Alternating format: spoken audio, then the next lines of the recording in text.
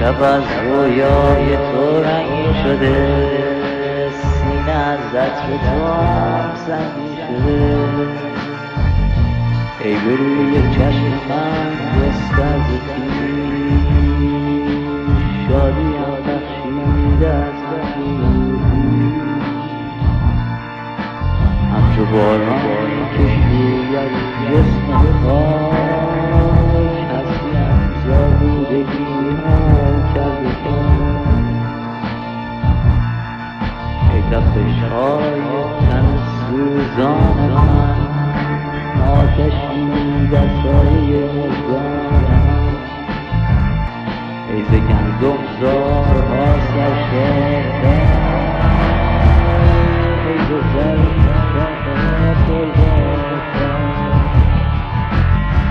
ای در گشوده و خورشیدها،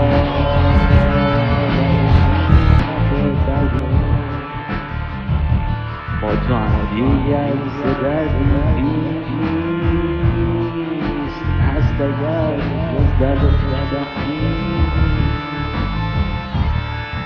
درد تاریکیست درد خواستن، رفتن از بیهوده خود را خواستن، سر نهادن بر سیه دل سینه ها،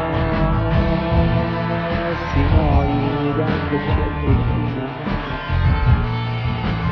در نوازش ریش ماران یافتن، زهر در لبخند یاران یافتن،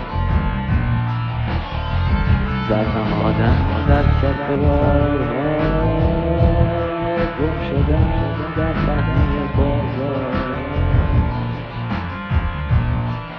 دیگر من نیستم، من نیستم، حیف از آن عمری که با من زیست. ای لبانم بوسه‌ات خیره چشمانم به راه بوسه‌ات، ای تشنج‌های لذت در تنم، ای خطوط پیکرت پیراهن. آه میخواهم که بشکافم ز هم، شادیم یکدم بیاید به من. آه میخواهم که برگیزم ز جای، همچو ابری اشک ریزم یای. ای مرا با شور شکران ریخته، ای همه آتش به شعر ریخته. چون تب شعرم چنین افروختی، لاجرم شعرم را